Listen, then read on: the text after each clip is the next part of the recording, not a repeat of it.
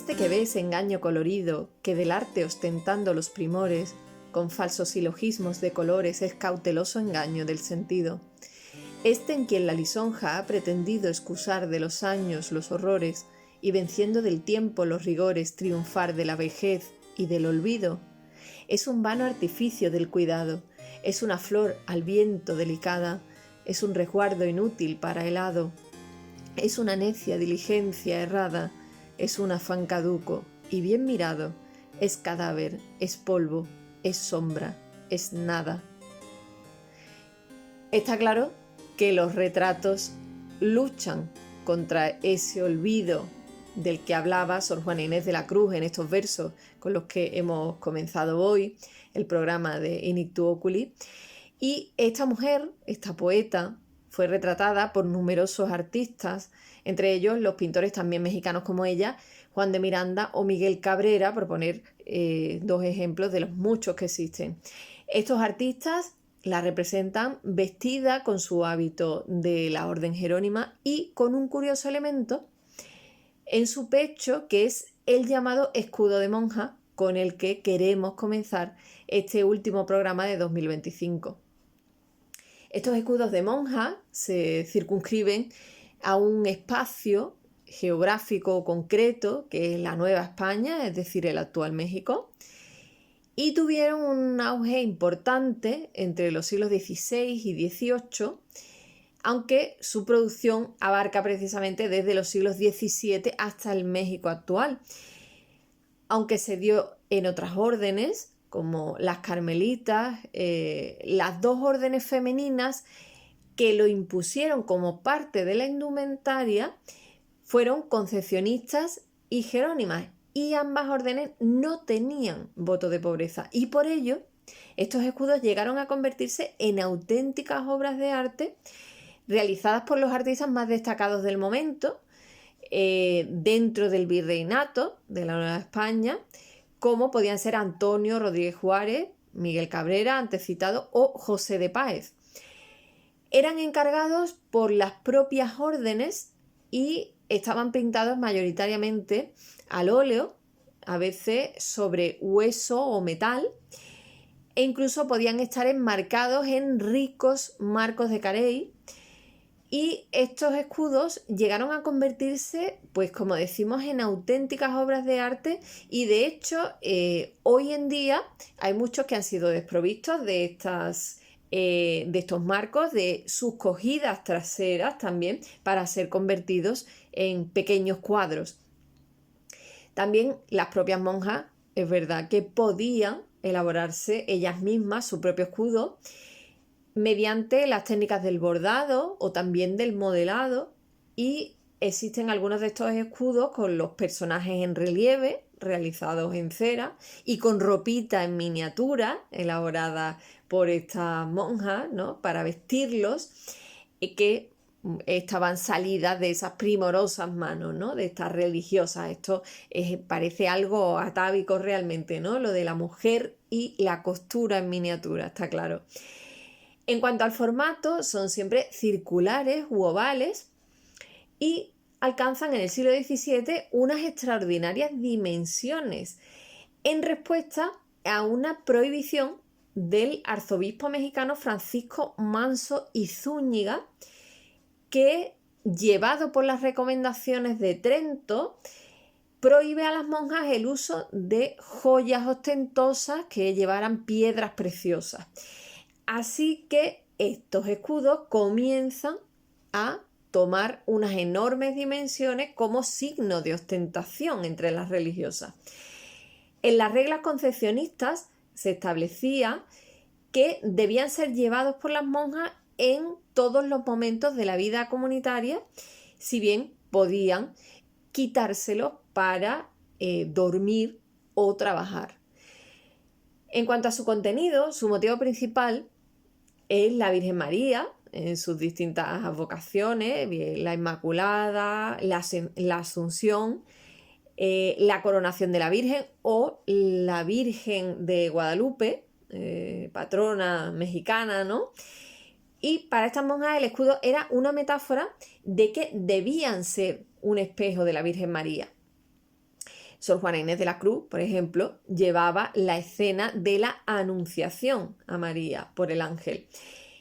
El historiador del arte Antonio Rubial explica que estos escudos son, leo textualmente, un sello visible que protege a las profesas y que simboliza un pacto con la Virgen. El investigador habla de que estos escudos son una metáfora del corazón místico de esas profesas y por eso se llevan en el pecho.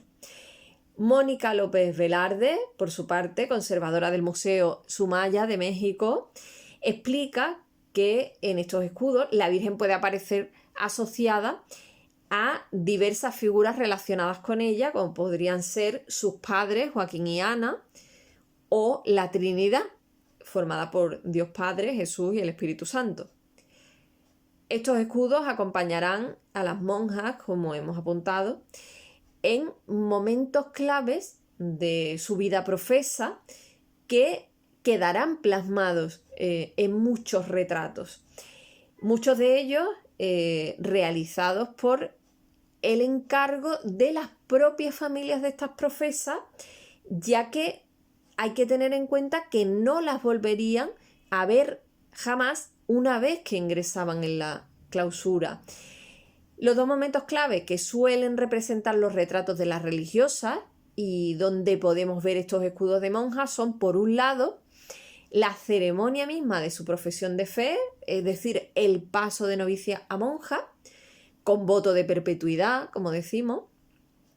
Y a esta ceremonia pues responden muchos de estos retratos novohispanos y en ellos aparecen estas profesas normalmente con una talla de un niño Jesús en sus manos y también aparecen coronadas y por supuesto si son jerónimas o concepcionistas también aparecen con el escudo en su pecho. Este tipo de pinturas tuvo tal repercusión que se constituyó en un género en sí misma, que era el de las monjas coronadas, que irán desapareciendo con la llegada de la fotografía ya en el siglo XIX.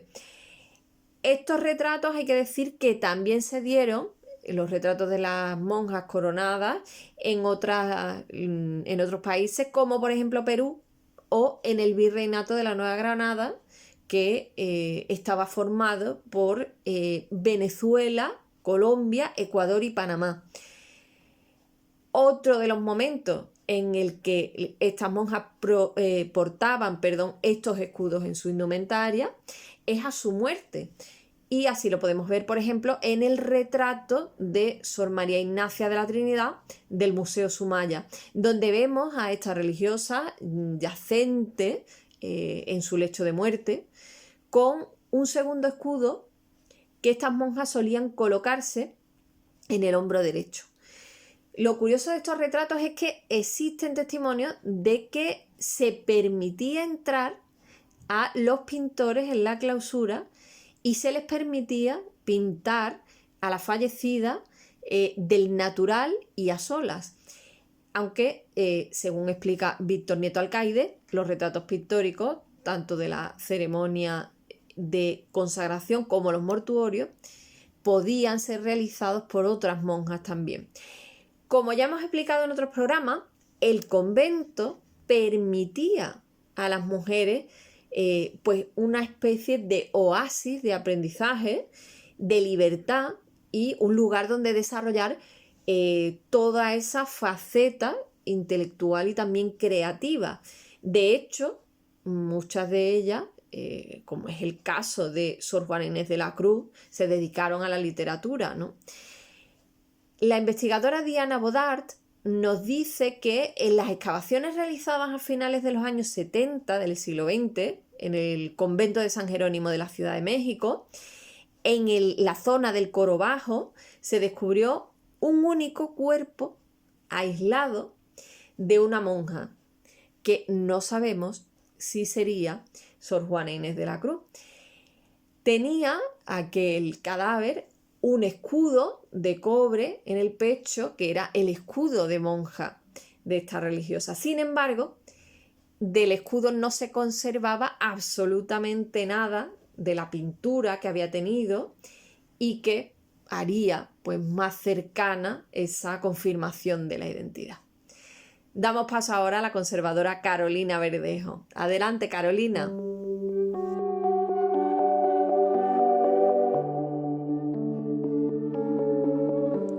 Hola, querida Lourdes, compañeras, Tomás, queridos oyentes. Estamos en el último programa del año, de este año 2025, y no puedo estar más agradecida a Lourdes por invitarme cada mes y en particular por hacerme partícipe del programa grabado en directo en La Tregua el pasado día 6 de diciembre. Muchas felicidades de nuevo, tanto a ti como a Tomás. Para este mes he querido seguir la línea del anterior programa y bucear un poco en algunos catálogos en línea de colecciones con objeto de ver el alcance que en estos momentos la inteligencia artificial está teniendo en el mundo de los museos.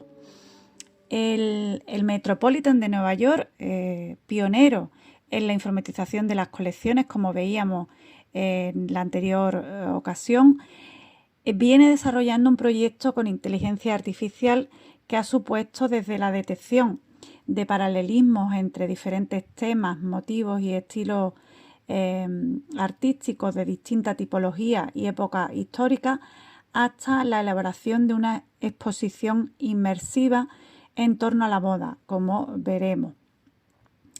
Un grupo de investigadores del Laboratorio de Informática e Inteligencia Artificial del Instituto de Tecnología de Massachusetts y Microsoft ha creado Mosaic, un algoritmo que empareja obras de diferentes culturas, artistas y medios.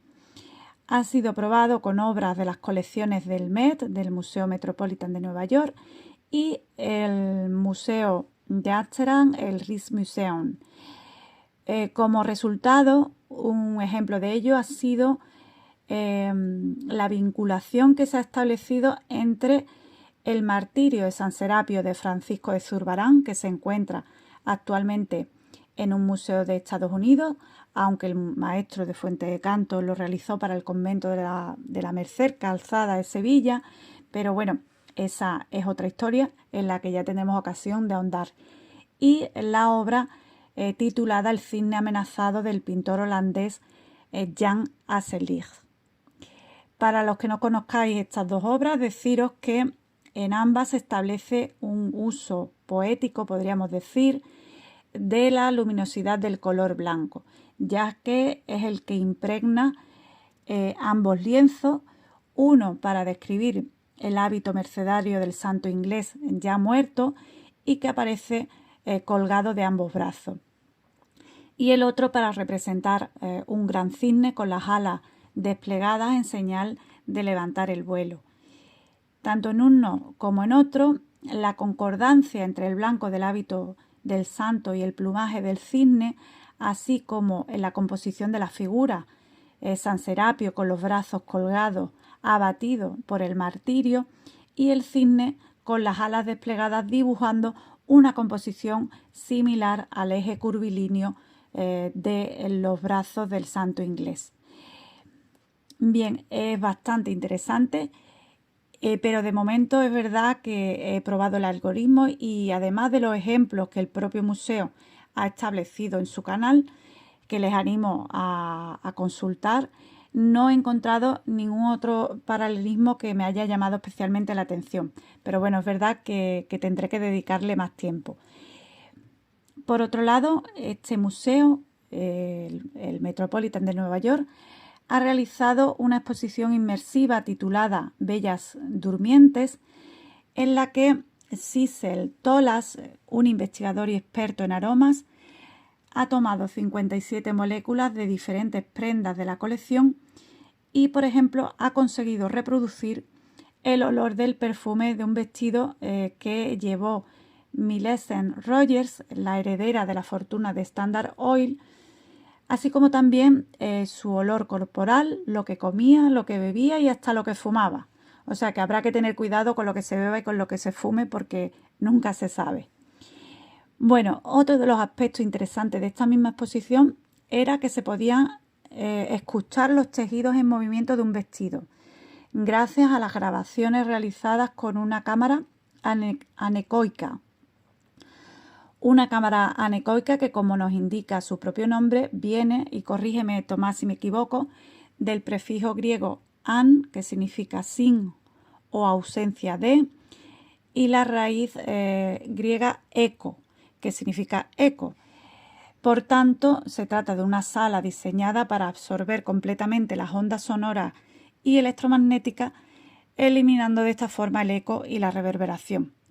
Bueno, sin duda, proyectos que están cambiando el concepto de museo y cómo nos relacionamos, ¿no?, con estas instituciones hijas de la Revolución Francesa.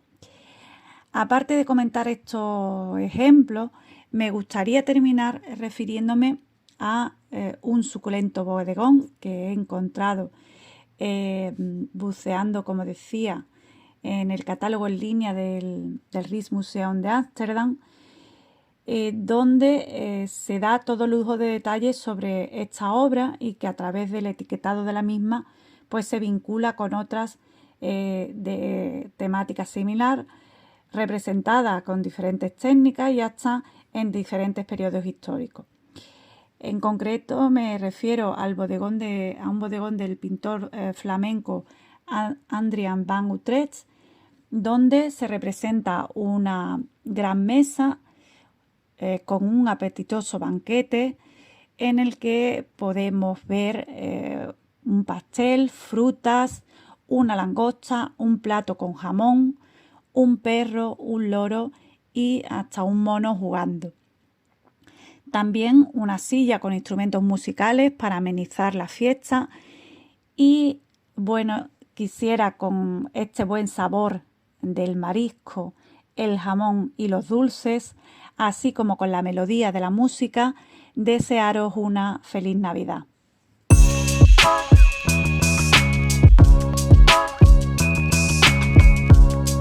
Pues muchas gracias, compañera. Te esperamos ya en el programa del mes de enero en 2026. En el inventario dieciochesco que se conserva en el Palacio de la Casa Ducal de Medina Sidonia, en Sanlúcar de Barrameda, que fue publicado por el profesor de la Universidad de Sevilla, Fernando Cruz Isidoro, que recoge la extraordinaria labor de mecenazgo de esta Casa Ducal, de estos Medina Sidonia, se incluye un retrato de la condesa de Lemos, Catalina de Silva, realizado por la artista italiana Teresa del Po. Esta pintora cumple el estándar de toda artista de su tiempo, que transcurre a caballo entre los siglos XVII y XVIII, que era, como hemos dicho en otras ocasiones, el ser hija de artistas. Ella, a su vez, tuvo una hija artista llamada Vittoria, que sin embargo no tuvo ni llegó a tener ni la notoriedad ni la calidad artística de su madre. Teresa del Po fue de las escasas mujeres que pudo ingresar en la Academia de San Luca de Roma, y Leone Pascoli, de hecho, dice sobre ella en 1736, y leo textualmente, que había que resaltar su calidad como pintora, diligente miniaturista y grabadora muy precisa al aguafuerte. Su padre, Pietro del Po, era, además de pintor, grabador, y la introduce a Teresa del Po en ambos campos artísticos, tanto en la pintura como en el grabado. La carrera artística de Teresa se desarrolla entre las ciudades de Roma y Nápoles, aunque también trabajó junto a su padre en una ciudad de la Campania, que es la localidad de Benevento, y allí, pues, como tenía una gran fama como retratista, pues dejó varios retratos de las autoridades locales. Entre los grabados que se conservan de ella podemos destacar Susana y los Viejos, San Sebastián, las vistas de los relieves del Arco de Trajano de Benevento, de las que la Real Academia de San Fernando conserva varios ejemplares, o también, por ejemplo, la cabeza de San Juan Bautista. Sin embargo, la obra en general de Teresa del Po está aún por rastrear. En estos momentos y hasta marzo de 2026 se está celebrando en Nápoles la exposición Mujeres en la Nápoles española, el otro siglo seiscientos. En esta exposición destacan las figuras de mujeres en el ámbito artístico y cultural napolitano del siglo XVII. Es el caso de Annela di Massimo, Caterina de Giulianis o la propia Teresa del Po, que se reúnen con otras mujeres del ambiente cultural partenopeo, como la cantante de ópera Andreana Basile o la empresaria teatral Giulia Di Caro. Van saliendo, pues como hemos dicho en tantos programas, ¿no?, hasta ahora, mujeres de la sombra, y van haciéndose exposiciones que las contextualizan, ¿no?, junto con obras de sus compañeros varones, y ponen también el foco en ellas como partícipes de su tiempo que fueron, ¿no?, de pleno derecho. Desafortunadamente, las obras de estas mujeres rara vez son localizadas o permanecen durmiendo el sueño de los justos en colecciones particulares que obviamente pues no le dan la visibilidad que tendrían en instituciones públicas. Eso sí, en este sentido, el mercado artístico parece que está comenzando a despertar de ese letargo, ¿no?, con respecto a las mujeres artísticas, y ha comenzado a rastrearlas y a darles el lugar que le corresponde. Damos paso ahora a la conservadora de museos, María José Molina. Adelante, compañera.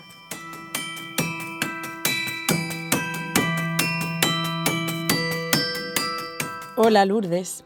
Bueno, espero que todo esté muy bien. Yo me encuentro muy bien y todavía con el buen sabor de boca que nos dejó el día 6 de diciembre la grabación de tu programa en directo, Lourdes, en el pub La Tregua. Muy feliz de ese precioso encuentro que pudimos vivir y disfrutar, la verdad.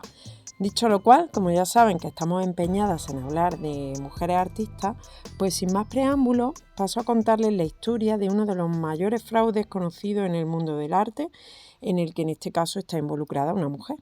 Bueno, les cuento, a principios de los años 60, el pintor Walter Kane era uno de los artistas más famosos de Estados Unidos, gracias a unos cuadros de niños de enormes ojos llenos de tristeza. A pesar de ser denostada por la crítica esta obra, el estilo del pintor se hizo inmensamente popular. De hecho, aquellos cuadros de niños de ojos gigantes iniciaron una tendencia artística que es conocida como Big Eyes y que marcaría un estilo, una moda. La gente compraba las litografías, las postales, todo el merchandising de la obra de Walter Kane, un señor que logró forjar una enorme fortuna en un corto periodo de tiempo. Mientras que el pintor se codeaba con las grandes estrellas de Hollywood, algunas actrices que incluso llegó a retratar, gente como Sasha Gabor, Kim Novak o Natalie Wood, su esposa, Margaret Kane, era una mujer muy introvertida, de una timidez extrema, que permanecía encerrada en casa. Bueno, la historia de este matrimonio, como muchos sabrán, fue llevada a la gran pantalla por Tim Burton en el año 2014. En una película biográfica bajo el título Big Eyes, que tuvo un gran éxito. Y como fuere que la película cosechó bastante taquilla, creo que casi todos pues también sabrán que quien pintaba de forma obsesiva y sin descanso, y la verdadera autora de aquellos famosos cuadros, no era Walter, sino que en realidad era Margaret. Mientras que Walter, el gran relaciones públicas, ejercía de artista atribuyéndose la autoría de la obra, Margaret permanecía ensombrecida totalmente en el anonimato, una situación que les llevaría tras su divorcio a un gran enfrentamiento que acabaría en un juicio en el que quedó de manifiesto que la verdadera autora de aquellos cuadros de niños de ojos grandes era Margaret. Bueno, esta es una de esas curiosas historias del mundo del arte que no dejan a uno de sorprenderle y, bueno, de horrorizarle a la vez, la verdad. La pintora Margaret Kane es una señora oriunda de Nashville, en Tennessee, al sur de Estados Unidos, y era una mujer muy reservada, como les decía, extremadamente tímida, que había pintado toda su vida y que a mediados de los años 50 y recién divorciada de su primer matrimonio, con una hija a su cargo, pues conoce en San Francisco, en un festival de arte, a un agente inmobiliario aficionado a la pintura con el que pronto se casa después de un breve romance. Bueno, tras exponer conjuntamente, el éxito les llega inesperadamente a la pareja en una exposición en la que la obra de Margaret arrasa, vendió bastante obra y claro, al firmar Margaret con el apellido de su marido, el público pues dio por sentado que él era el autor. Y ella, tal y como ha confesado en alguna entrevista que dio precisamente con motivo de la película de Tim Burton, pues ella no hizo nada por rectificar el malentendido y mantuvo el equívoco durante mucho tiempo.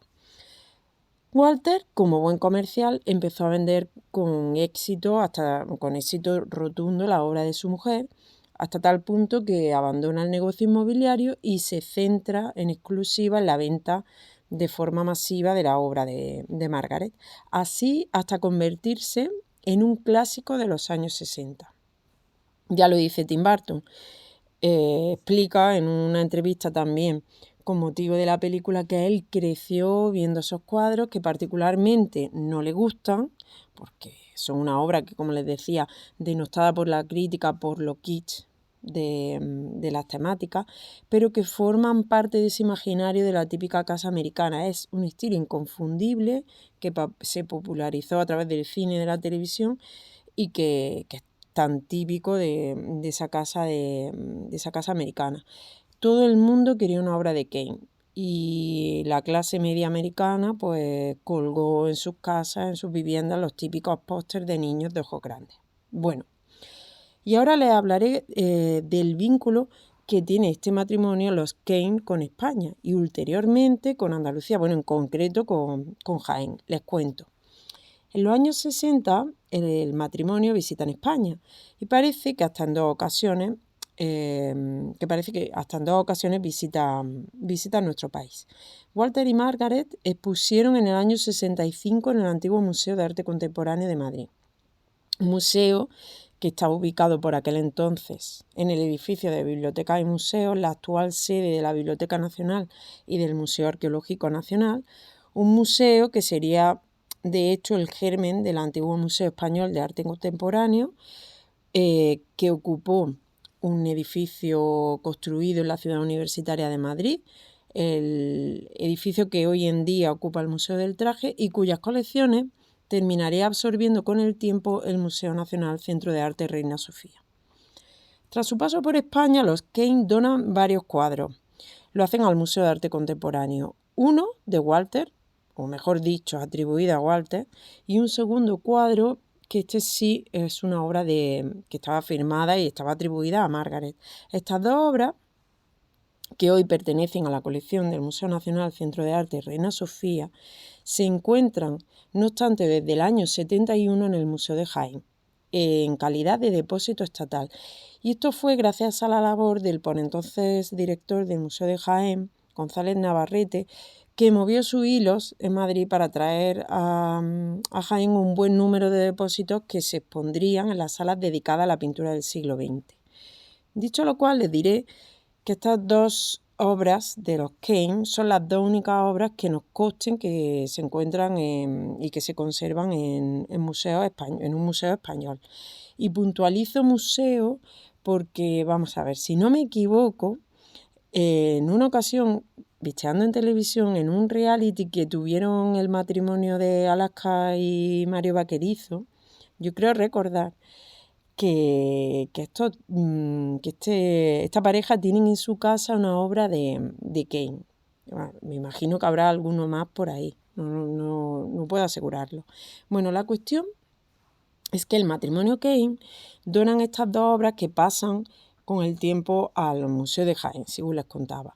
Por un lado, donan una obra que tiene como título Out After Dark, que es un cuadro de una niña con esos característicos ojos gigantes muy tristes, que está flanqueada a su vez por otros dos gatitos de ojos no menos tristes. Y este es un cuadro que está firmado en el año 62 por Kane. Y luego además donaron una segunda obra, que en este caso es un retrato muy estereotipado de una mujer sobre un fondo de naturaleza muy esquemático, con el título Double Draw, que está firmado en el año 62 por M.D.H. Kane, que estas son las iniciales del nombre y del apellido de soltera de Margaret. Margaret se llamaba Margaret Doris Hawkins. Este es un retrato que sostiene una especie de carboncillo, un lápiz pequeñito con el que parece que la mujer retratada dibujara esa naturaleza del fondo, y de ahí ese título de Double Draw o doble dibujo. Bueno, en cuanto a la autoría de estas dos obras, les diré que en el año 64, en el catálogo Kane, Walter y Margaret, José Camán Aznar, que es el autor de los textos del libro, atribuía el cuadro de la niña con gatos a Walter Kane, mientras que el retrato de mujer sí que constaba como obra de Margaret. Y es que Margaret, esto lo sabrán los que han visto la película, había tenido que duplicar su producción. Como saben, pues por un lado pintaba esos cuadros con niños que firmaba como Kane y que eran los que se atribuía a Walter, y por otro pintaba en un estilo así cercano a Modigliani otra serie de cuadros que esos ya los firmaba con sus iniciales, MDH en mayúscula Kane, y que era la parcela que ella se reservó. Bueno, no sin tener que pelear con el marido para que éste le dejara mantener ese espacio propio, esa obra que ella sí consideraba como suya. Bueno, esta relación de subordinación no duraría mucho tiempo más, ya que en el año 65 los Kane se divorcian y tras la separación pues ambos reclamaron los derechos sobre la obra. Walter obviamente dejó la pintura, ya no tenía nadie a quien mantener subyugado pintando. Margaret sí continuó con su actividad como siempre lo hizo, y todo se precipita en 1986 cuando Margaret demandó a Walter y al periódico USA Today ante la Corte del Distrito Federal de Honolulu en Hawái por un artículo en el cual Walter afirmaba que las obras pictóricas eran su creación exclusiva. Para dirimir la cuestión, el juez pidió que los dos pintaran ante un tribunal un cuadro con ese estilo característico del Big Eyes. Bueno, Margaret hizo lo propio en menos de una hora y Walter Kane pues, fue incapaz de pintar ni un 3 ni un 4. Alegando pues, un supuesto dolor de hombro, no pintó nada. El juez, obviamente, falló a favor de Margaret y reconoció la autoría de la obra, condenando a Walter a una retribución de $4 millones a su mujer. Margaret continuó su actividad artística pintando hasta el año 2022, año en el que falleció, tras haber recibido la recompensa al menos de ver su vida reflejada en una película de un cineasta como Tim Burton, tan reputado. Y bueno, fíjense la historia. Les termino contando que con motivo del estreno de la película, en el 2014, pues en España, en concreto en el Museo de Jaén, pues se aprovechó ese tirón de la película y tuvieron la magnífica idea de dedicar una pequeña exposición temporal a la obra de la pintora, exponiendo esas dos obras que se conservan en el Museo Español. Bueno, una exposición que, por cierto, a juicio de su anterior directora, Francisca Hornos, en alguna entrevista que todavía se puede rescatar y recuperar en internet, pues tuvo un enorme éxito, sobre todo entre el público más joven que estuvo interesado en conocer la obra de esta pintora americana que había inspirado a un cineasta como Tim Burton en una película. Bueno, hasta aquí mi aportación al programa de hoy, Lourdes. Como siempre, espero que la historia que he traído hoy al programa pues les haya interesado, que les haya hecho reflexionar, en este caso sobre la cuestión de la autoría de una mujer, pues que como hemos visto terminó absolutamente absorbida por su marido. Quiero aprovechar para saludar, despedirme por supuesto de mis compañeros, de mis compañeras de programa y de mi compañero Tomás, para mandar un caluroso saludo a todas las personas que nos escuchan, que nos siguen, a ti especialmente, Lourdes, como siempre, darte las gracias por esta preciosa oportunidad que tenemos en el programa de contar historias que nos interesan como esta, y bueno, felicitarles en estas fechas en las que nos encontramos la Navidad. Un abrazo enorme y muchos besos.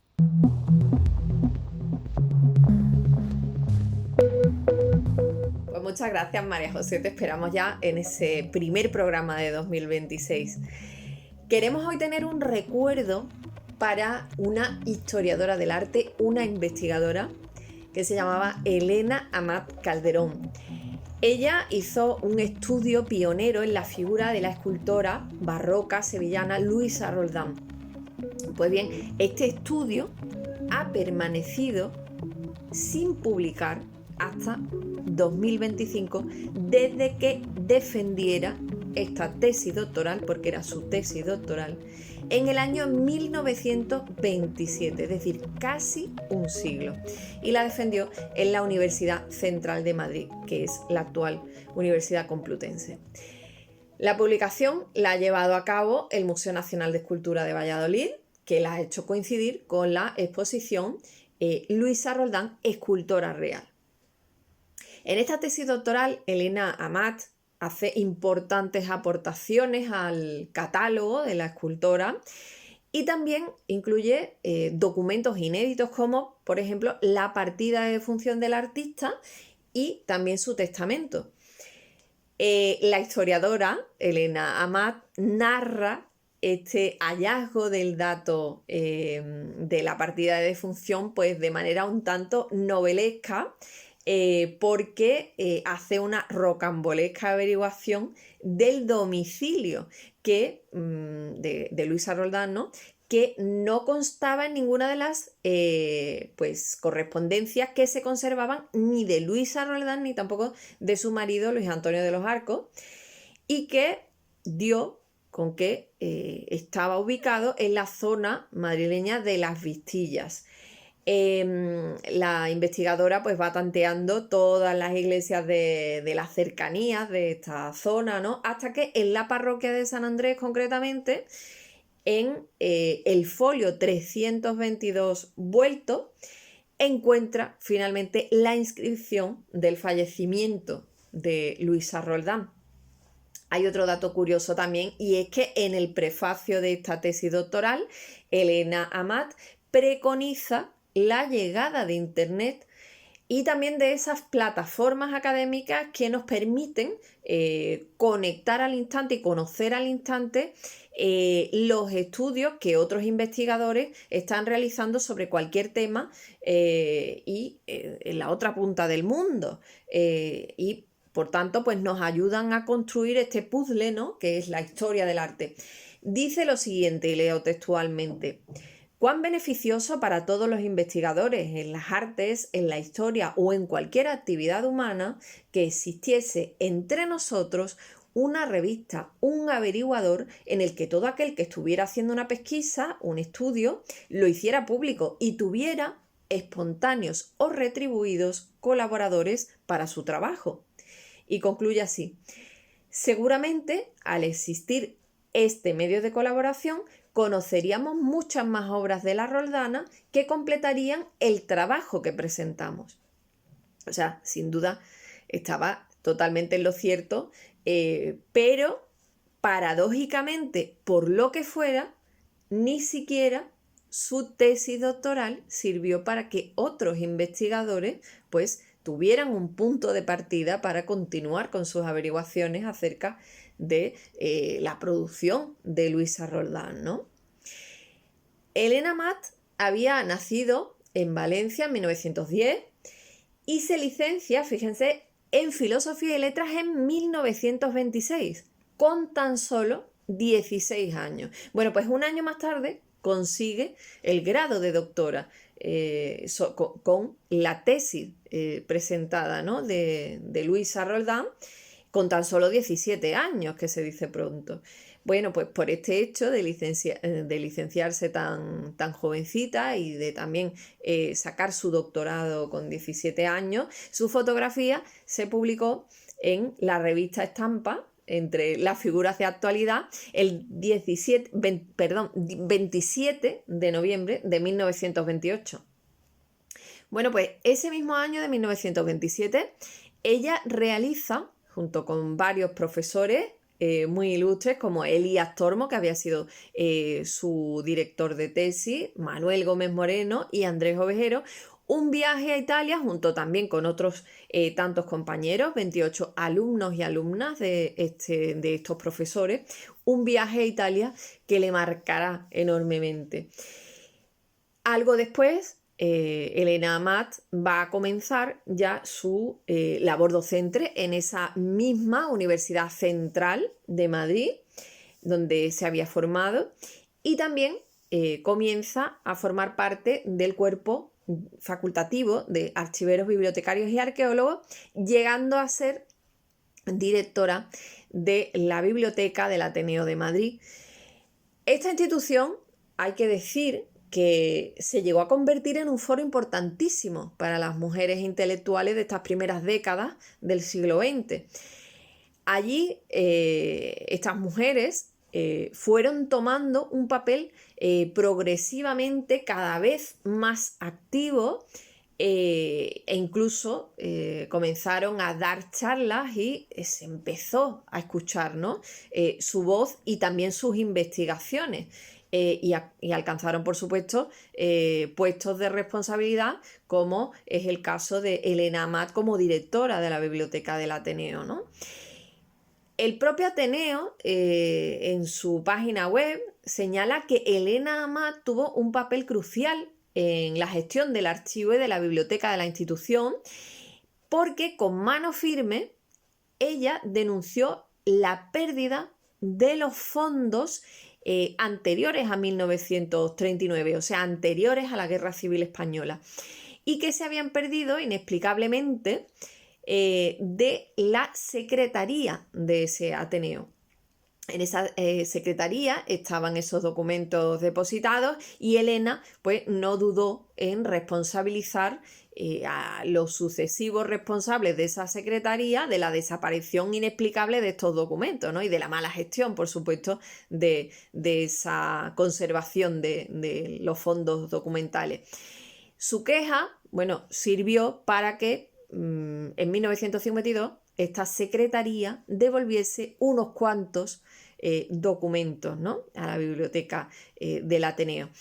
Es interesante señalar que este Ateneo de Madrid en 2021 inició una campaña titulada Las mujeres en su sitio, porque de los 188 retratos que conservaban en sus colecciones de socios del Ateneo, solamente uno era de mujer y era el de Emilia Pardo Bazán.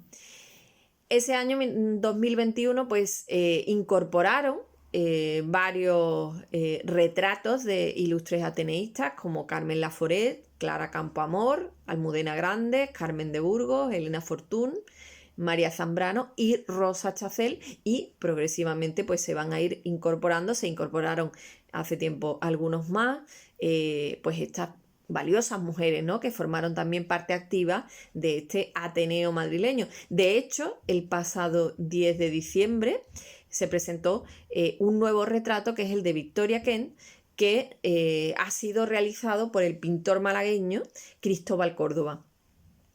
Damos paso ahora a la profesora Mercedes Páez. Adelante, Mercedes, ¿qué tema nos traes para este mes de diciembre? Hola, ¿qué tal? Un saludito, Lourdes, y un saludo a todos los compañeros y por supuesto a todas aquellas personas que nos escuchan. Estamos estos días, bueno, ya sí se puede decir que estamos en Navidad, al menos ya en diciembre, a mediados, finales de diciembre, ya se puede decir esto. Aunque la moda de unos años a esta parte es empezar con detalles navideños, incluso, yo no sé, pero yo creo que en algunos sitios antes de noviembre. Una auténtica locura, por no decir una barbaridad, por lo menos como yo lo veo, a mi humilde entender, a mi humilde saber, ¿vale? Parece que la Navidad se ha convertido en un y yo más, y yo antes.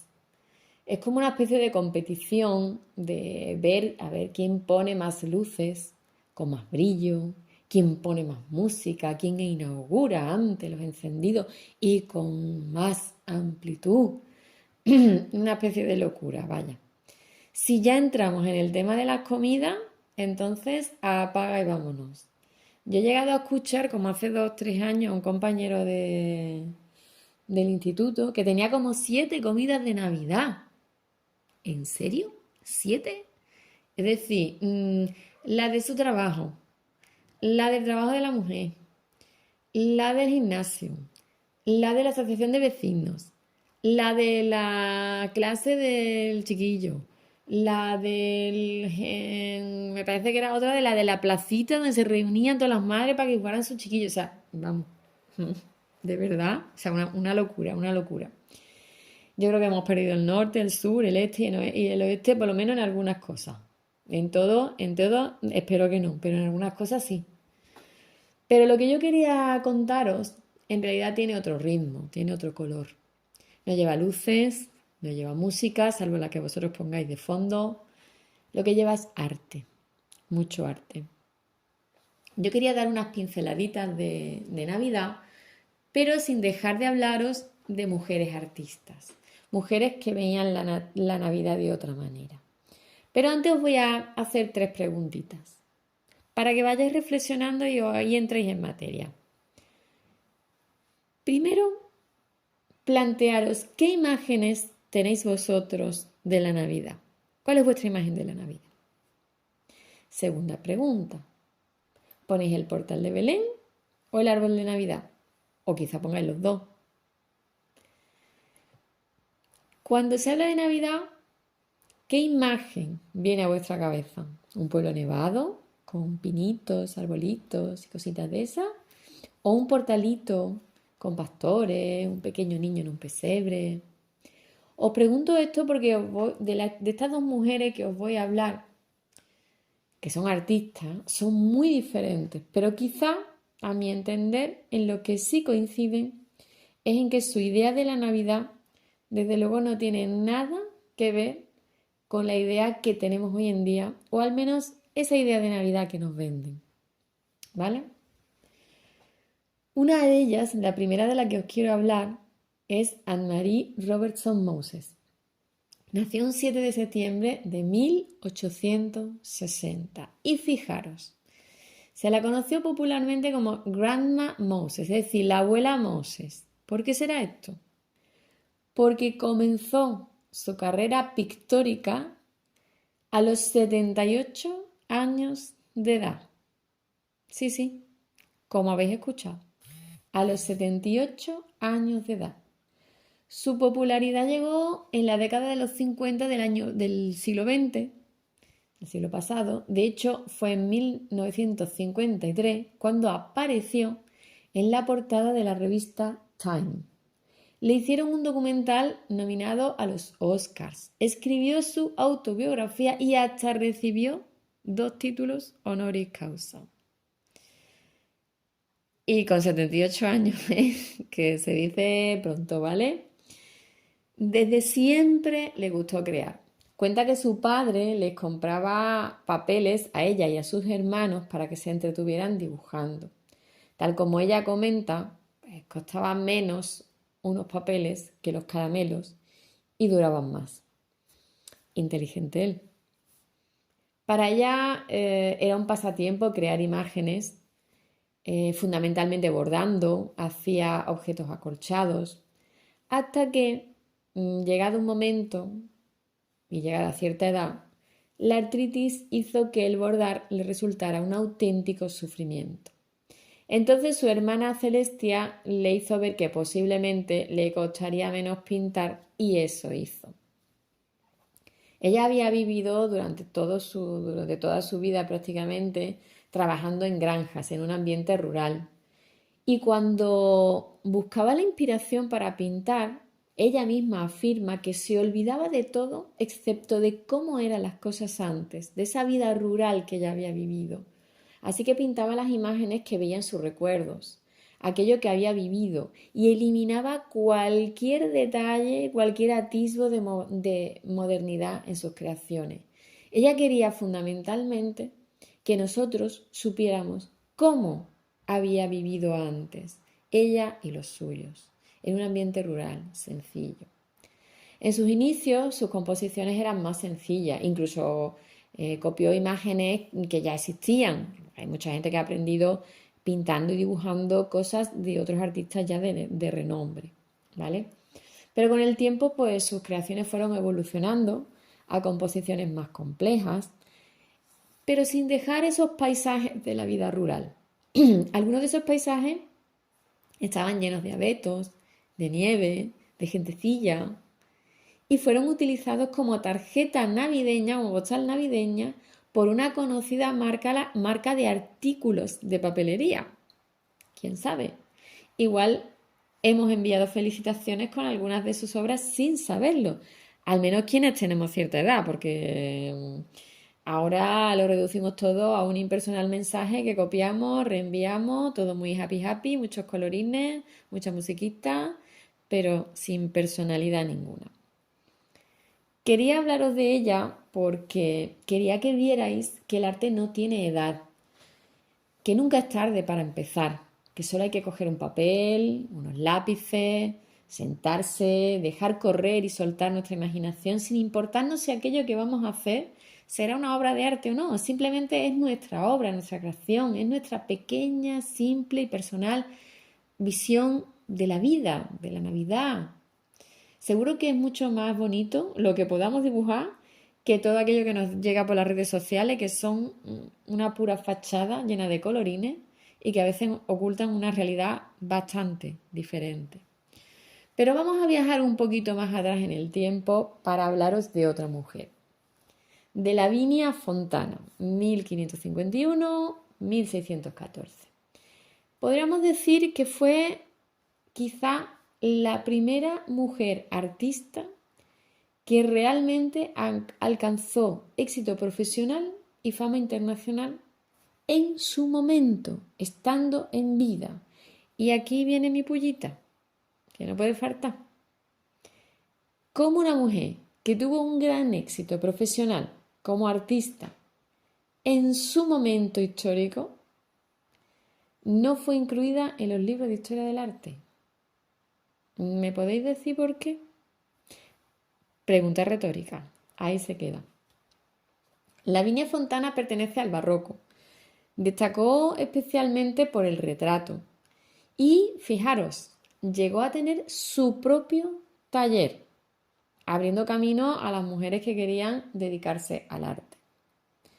Desde luego, también hay que reconocer que tuvo suerte, ¿vale? Porque las mujeres en esa época o tenían suerte o adiós muy buenas.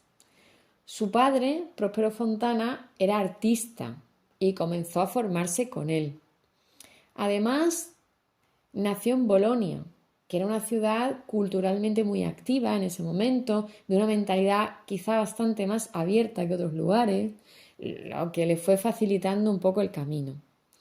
Pero para más INRI, se casó con Giampaolo Zappi, que era otro pintor que trabajaba en el taller de su padre. Se enamoraron, se casaron y tuvo la inmensa fortuna de que este buen hombre y buen artista le apoyó desde el principio en su carrera. Le ayudó con la crianza de sus hijos y tuvo unos cuantos, aunque solamente le sobrevivieron, creo que recordar que 3, pero no sé si tuvo como 10 hijos e hijas. Le ayudaba en las tareas del taller. Se cuenta que hacía los fondos de muchas de sus obras para que ella pudiera dedicarse a la parte más importante, a los personajes principales, la composición principal. Si pensamos que estamos a finales del siglo XVI, principios del XVII, esto no es que sea inusual, es que prácticamente podemos decir que esto es un milagro, un auténtico milagro. En su obra se evidencia la influencia manierista de su padre, pero ella le añadió el colorido veneciano. Se dedicó, como ya he dicho antes, a su retrato, a los retratos en general, y demostró una increíble precisión y maestría a la hora de representar las texturas, los ropajes, una calidad innegable. Pero, relacionado con la Navidad, que es a lo que venimos, Lavinia Fontana tiene varias representaciones de la Sagrada Familia que son una auténtica delicia. Tiene una obra concretamente llamada La Sagrada Familia con San Juanito. Se conserva hoy en día en las colecciones reales de España y y hay una versión en la Catedral de Jaén. Esta obra muestra a la Virgen, el Niño Jesús, San José y San Juanito, y algún personaje más en un ambiente íntimo y recogido. En algunas de las representaciones la Virgen sostiene un velito, un pañito, con el que parece que está, no se sabe muy bien si está tapando al niño o lo está descubriendo para que se vea lo lindo que es, ¿vale? Su pintura es luminosa, muestra intimidad, a la vez que una ternura increíble de esa madre que atiende a su recién nacido, su virtuosismo en la composición, en la representación de los ropajes, en los rostros de los protagonistas, es indudable. Pero además de todo, es que consigue recoger un ambiente sereno, recogido, tierno. Sus obras respiran ternura, respiran delicadeza, lejos de todo añadido superfluo. Se centra en la escena principal. Os invito a que busquéis las creaciones de Lavinia Fontana y también las de Grandma Moses. Son muy diferentes, no tienen nada que ver. Y analicéis si realmente la Navidad es este constructo que hemos hecho o es otra cosa muy diferente. Os invito, ya para ir terminando, os invito además a que cojáis unas hojas de papel, como hacía Grandma Moses, o unas cartulinas, o lo que pilléis por casa. Que cojáis lápices de colores, rotuladores, témperas, lo que tengáis a mano. Y como os decía antes, dibujad vuestra idea más tierna y sencilla de la Navidad. Recorred esos rincones de vuestros recuerdos más íntimos. Despertad a esa niña y a ese niño pequeño que llevamos dentro y dejad que aflore a través del dibujo. Hacedlo en familia, en grupos, solos, da igual como sea, pero hacedlo. Quizá descubrimos nuevos talentos, quién sabe, oye, aquí estamos para eso, para hacer arte, para crear arte, para que nos guste el arte, para disfrutar con el arte. Y bueno, ante todo y sobre todo, para despedirme ya, un fuerte abrazo, os deseo lo mejor para estos días y que entremos con buen pie en el nuevo año. Un saludo muy cariñoso y hasta la próxima cita.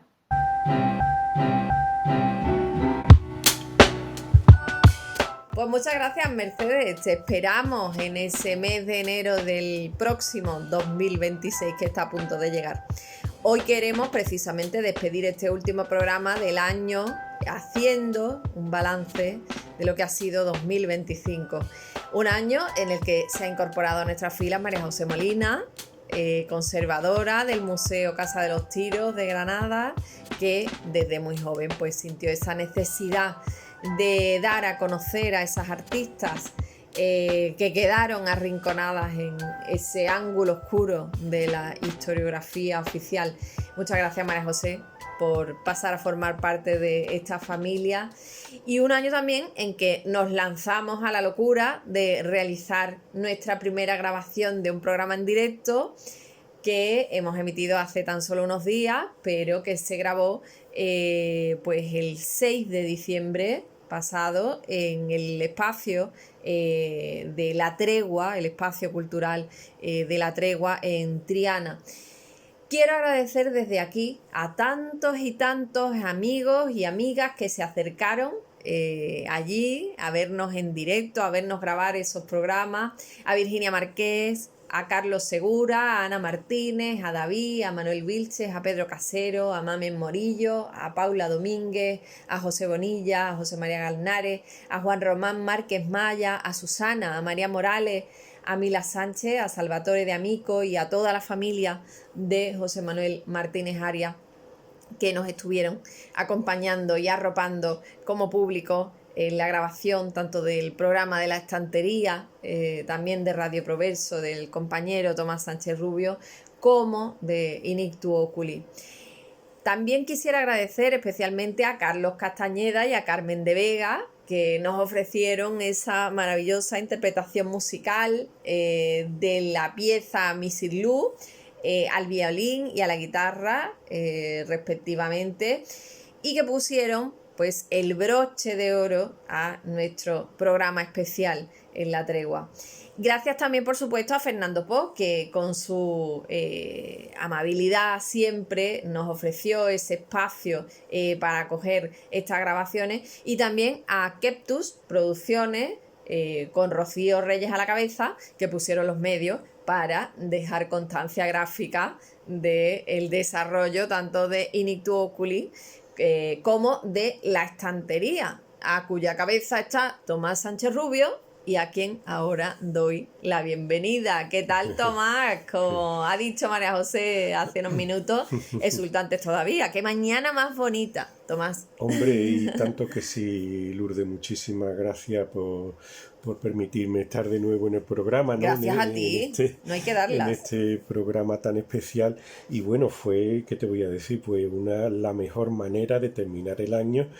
Y bueno, y un homenaje, pues yo creo que a nuestros oyentes respectivos, a nuestros colaboradores y colaboradoras, y bueno, y a todos los amigos y amigas pues de Radio Proverso y de nuestros dos programas, ¿no?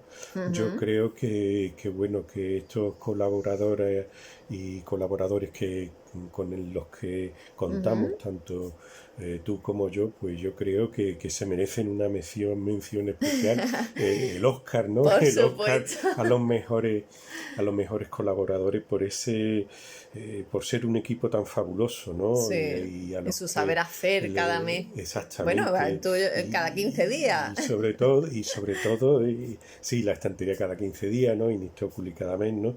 Y bueno, y sobre todo, pues, darles las gracias por esa generosidad, ¿no? Porque al fin y al cabo, Sin duda. se trata, pues, de ocupar, vamos a decir, de una forma totalmente altruista, ¿no?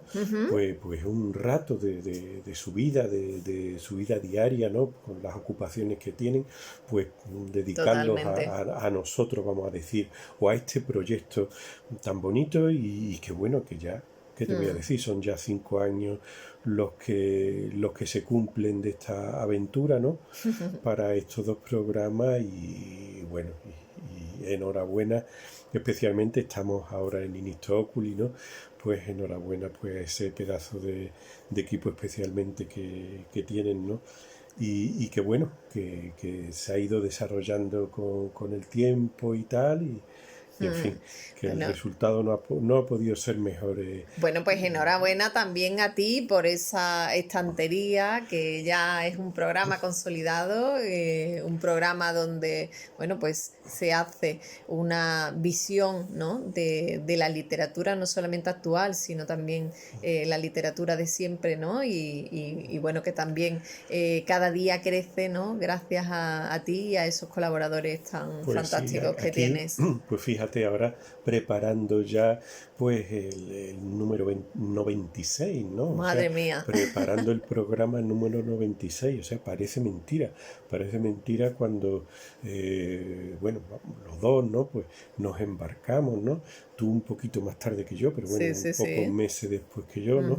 Pues parece mentira que haya pasado de esta manera el tiempo, la de participantes que ha tenido, la de intervinientes que ha tenido el programa, ¿no? Y bueno, me produce una gran emoción que hayamos llegado hasta aquí, y yo creo que si ilusión teníamos al principio, cada vez tenemos más ilusión, Lourdes, tú estarás de acuerdo, por contar con personas que verdaderamente, tan implicadas, sí. Exactamente, y que valen verdaderamente la pena, que cuando le pedimos, aparte, por supuesto, aparte de este gran equipo que tenemos cada uno, cuando le pedimos la intervención a otras personas, ¿no?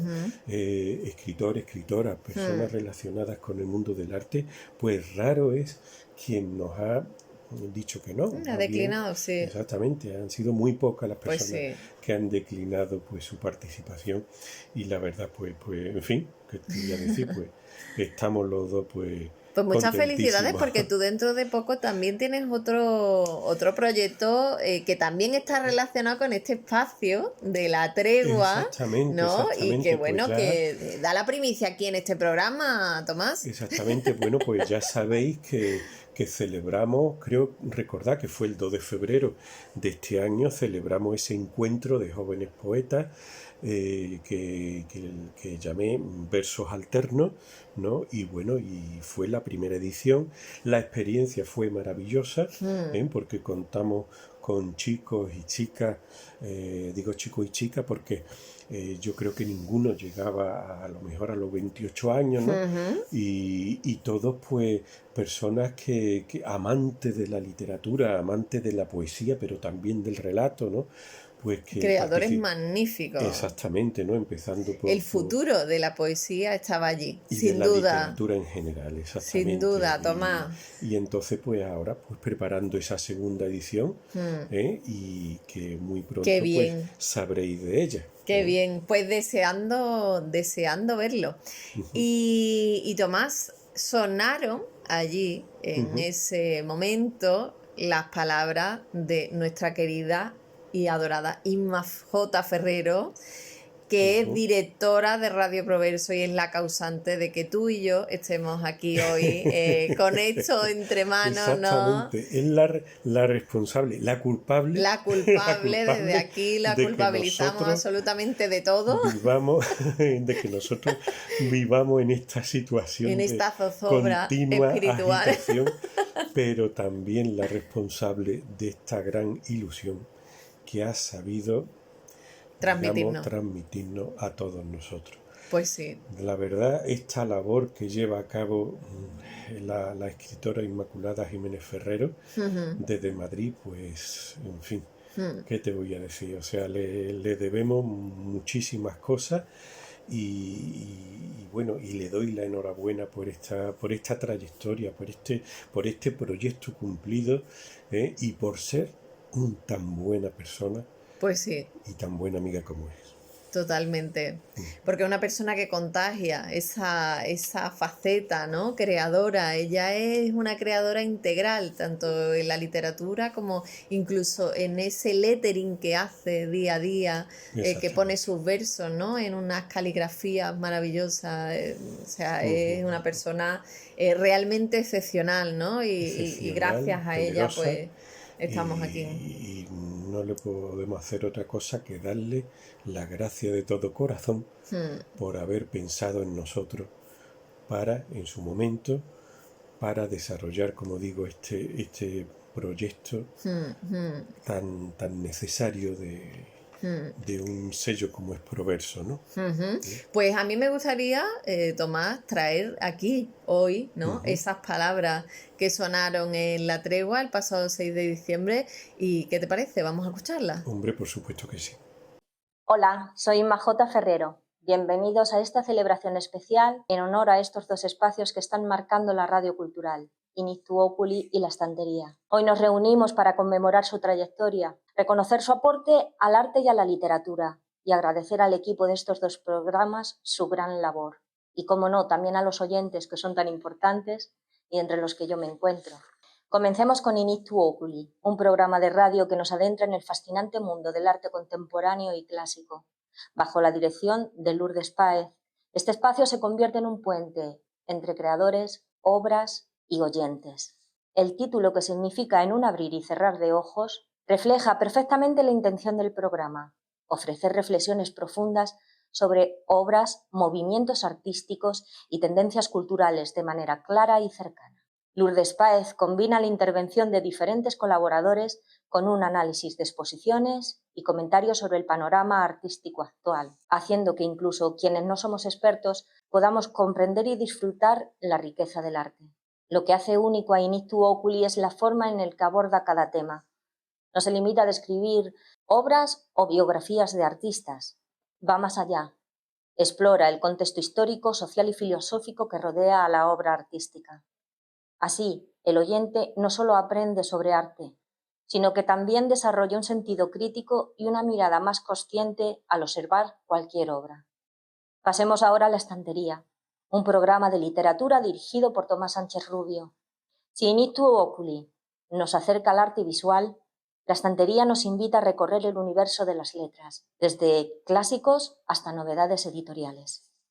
En cada emisión, Tomás Sánchez Rubio combina reseñas de libros, entrevistas con escritores, análisis de tendencias literarias, y también en él intervienen diferentes colaboradores. Su estilo cercano y reflexivo logra que la literatura no sea algo distante o elitista, sino un espacio accesible para todo tipo de público. Escuchar la estantería es como tener una conversación con un amigo que conoce profundamente los libros y lo quiere compartir su pasión. Además, el programa destaca por la diversidad de géneros y voces que presenta. Desde poesía y narrativa, ningún rincón de la literatura queda fuera de su mirada.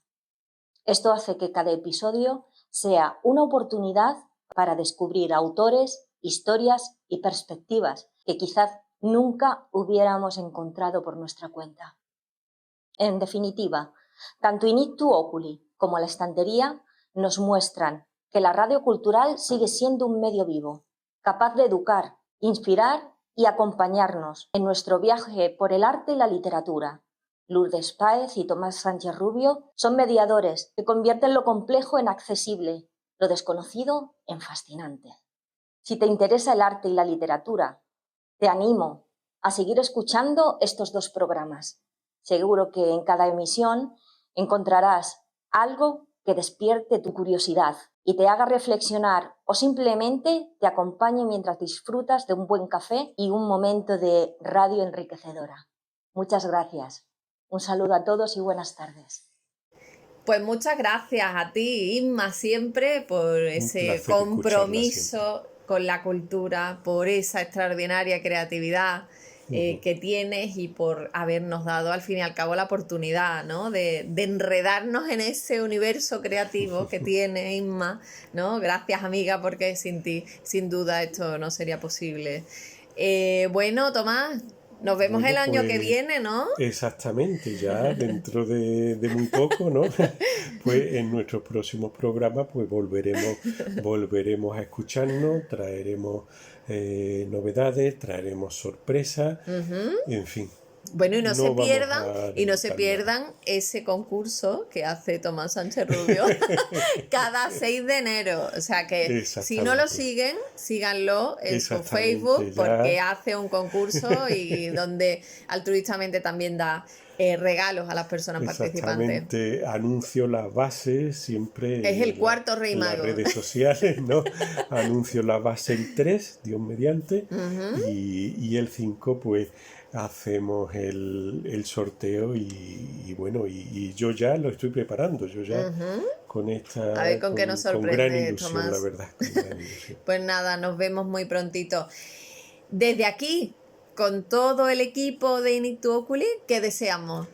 ¡Feliz Navidad! 2026. ¡Feliz 2026! Eso es, hombre, que la Navidad ya ha pasado. ¿No? Es verdad, venga, vamos a repetir. Venga, vamos a ver. Ahora sí. ¡Feliz 2026! Un fuerte abrazo, muchos besos a todos. Un abrazo.